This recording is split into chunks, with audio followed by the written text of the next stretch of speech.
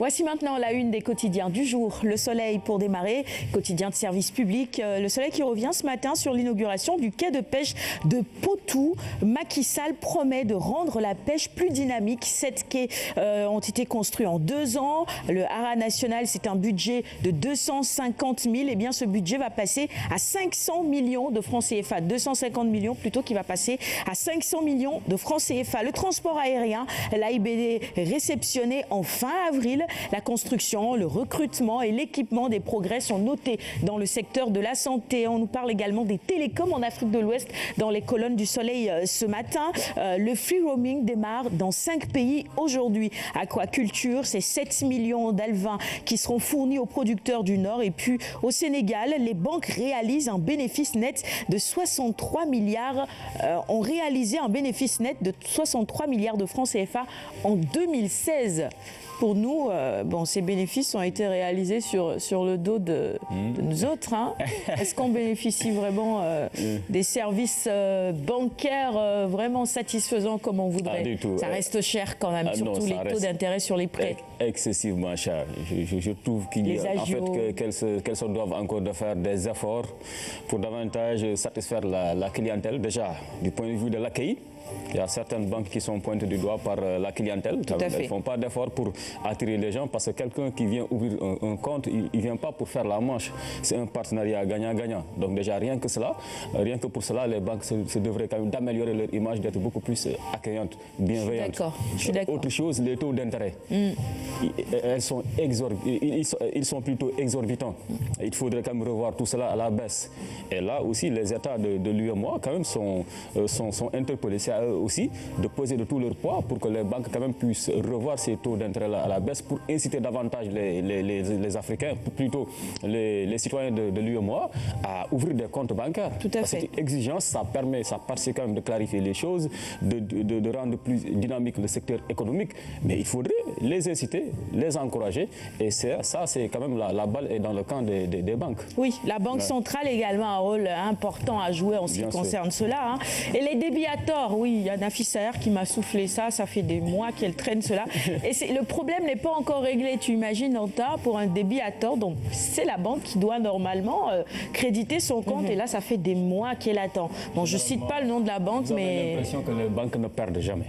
Elles ne perdent jamais. Elles font un bénéfice net de 63 milliards de francs CFA. Et ça, c'était en 2016. Bon, on verra après pour 2017. Allez, Soleil Grand Air, pour finir, le lycée Val-de-Dieu Ndiaye de Kaolack, l'ancien fleuron de l'excellence en quête d'une seconde jeunesse. À la une du quotidien Enquête, c'est l'affaire de la caisse d'avance de la mairie de Dakar. L'État corse la note, titre Enquête ce matin.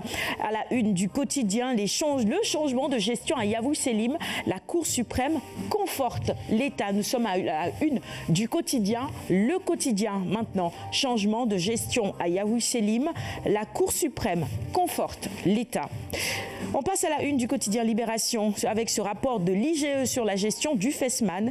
Comment Macky a sauvé Wade. Et vous pourrez évidemment lire tous les détails sur cette affaire dans les colonnes du quotidien Libération de ce vendredi. L'Observateur, à la une du quotidien Observateur, les durs coups du rein en prélude à la journée mondiale du rein. Sur 1500 nouveaux malades par an, seuls 1 ou 2% sont dialysés. Le reste meurt. La greffe, le seul remède.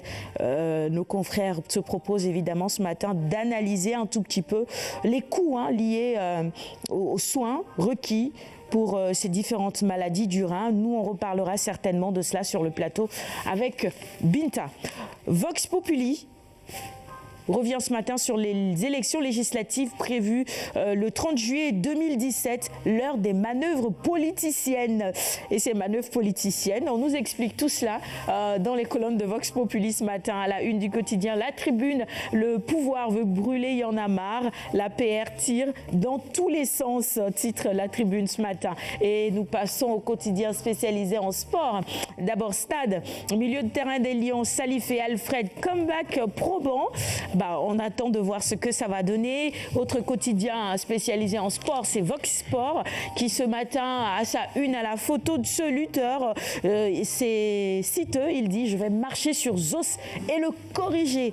On verra bien à l'issue du combat s'il va corriger Zos ou si c'est lui qui sera corrigé. Bon, allez, on finit avec Sounioulamb également sur cette même actualité. Citeux, à l'issue de son open press, il dit « J'ai tout fini, j'attends le 4 avril ». Et nous également, on attend le 4 avril, le jour de la célébration du 57e anniversaire de l'indépendance du Sénégal. Et on attendra évidemment vivement de voir ce que ce combat de lutte va donner. 6h49.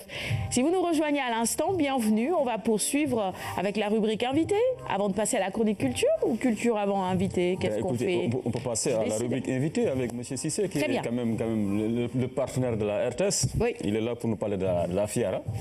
Donc, on va démarrer donc avec la FIARA. Alors. Très bien.